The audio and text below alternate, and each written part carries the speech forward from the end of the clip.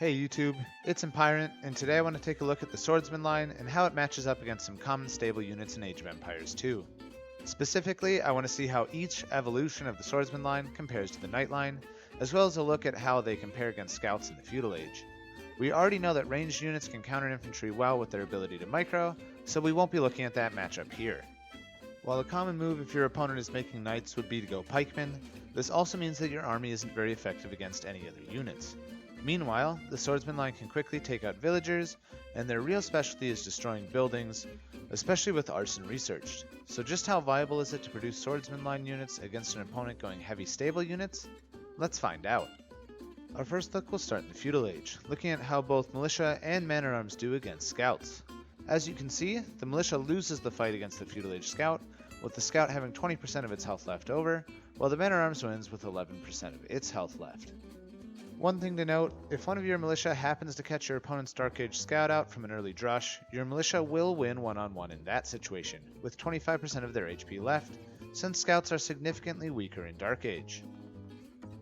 I think the best way to use this information is to note that, in order to clear out a common 3 militia drush with scouts, you'll need at least 3 scouts, while in order to clear 3 man-at-arms, you will need at least 4 scouts.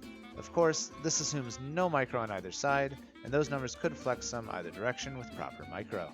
Important to note here is that if the opponent's scout is present with their militia or man-at-arms, just be prepared to add in 1 additional scout in order to match it. Or, if you don't, just be aware that, while the fight will be close, you are likely to lose all of your scouts. One final thing to point out here is that this is looking at generic units, so if your opponent's man-at-arms are Japanese, Magyars, Burmese, or Vikings, just be aware that they're going to pack some extra punch and will likely require an extra scout to handle. But now it's time for the big question here. How do longswordsmen hold up against knights in Castle Age? The benefits of being able to go longswordsmen over knights could potentially be rather large, as they are able to be massed on the way up to Castle Age as man-at-arms, before being able to be upgraded, similar to how archers can be massed before becoming crossbow in Castle Age. Additionally, the longswordsman is created in 21 seconds instead of 30 seconds for the knight, meaning they mass about 30% faster. I should note that I'm giving the knight bloodlines here, since it is rare that an opponent will go knights with the civ without bloodlines. As for blacksmith upgrades, I'm assuming both the knight and longswordsman have the same upgrades in these situations. In a one-on-one fight, the advantage for the knight is clear, with the knight winning over the longswordsman with 65% of its health left. However, it's important to note that the longswordsman only costs 59% of the cost of the knight. In a fight with balanced resources, with 5 longswordsmen equaling 400 resources against 3 knights equaling 405 resources, the longswordsmen still lose, with an average of 41% of the knight's health left.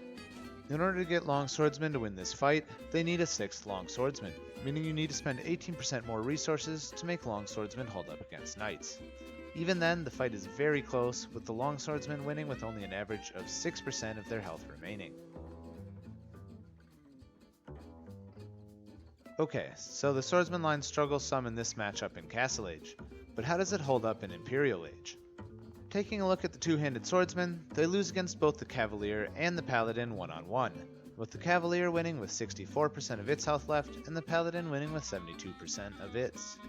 If we again look at cost effectiveness, the same trend that existed for the long swordsman in Castle Age exists for the two-handed swordsman in Imperial.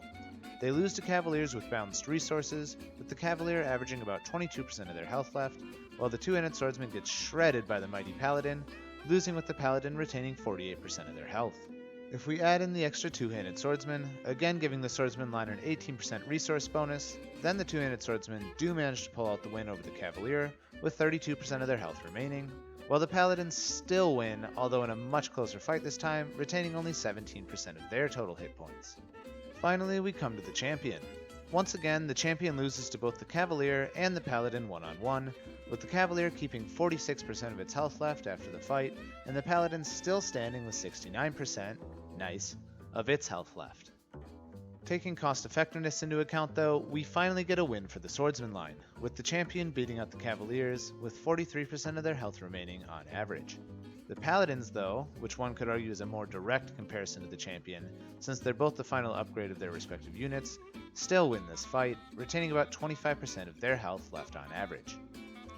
Adding in the extra champion though, costing an extra 18% resources, tips the scale for the Swordsman line, giving them the win with around 30% of their health left against the Paladins.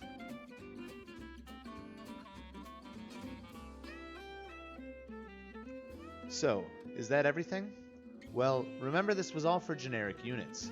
I won't go through all of the percentages for how each civilization with a civ bonus handles these situations, but I will quickly go over how each tends to do.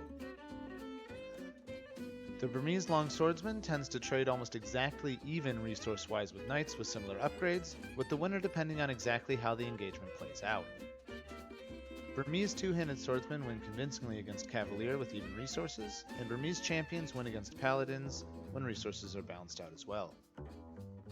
The Japanese swordsman line manages to consistently beat the knight line in every age in a resource-balanced fight. Meanwhile, the Goths get their cheaper infantry, and as such will always win a resource-balanced fight against the knight line, since they can afford to get more swordsmen out. Just make sure you have the needed production buildings down to get enough units out, especially if you haven't researched perfusion yet. Finally, the Viking sword line is able to hold its own against the knight line, winning what are typically some very close fights. However, remember this is without chieftains researched, which gives your infantry bonus damage against cavalry. With chieftains researched in addition to their infantry's bonus health, they're able to very convincingly defeat the knight line. So what exactly is the takeaway from all of this? I think the best way to use the swordsman line against somebody who's going cav is as an aggressive move in the castle age and later. It is somewhat important usually that you are up before your opponent, because the slower nature of the swordsman line can make it hard to take favorable engagements against the faster knights. This means you want to be pressuring your opponent, forcing them to stay and defend with their knights in order to limit the advantage given by their mobility. If your opponent is instead pressuring you with their knights, your better bet is to stick to pikemen, which are both faster than the swordsman line and trade significantly better against knights. Another thing to keep in mind is that the swordsman line gets the same upgrades as the pikeman line, and it is pretty easy to add in a few pikemen to your attacking force to better deal with the knight mass from your opponent. This makes your attacking force much stronger than going straight pikemen for taking buildings down and villagers, while also helping tip the scales in your favor in fights against knights compared to going straight swordsmen.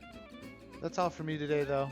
Thanks for watching this video everyone. If you liked it, please give it a thumbs up down below, hit that subscribe button, and leave any questions you may have down in the comments below. Otherwise, thanks for watching, I hope to see you all in the stream sometime, and have a good one.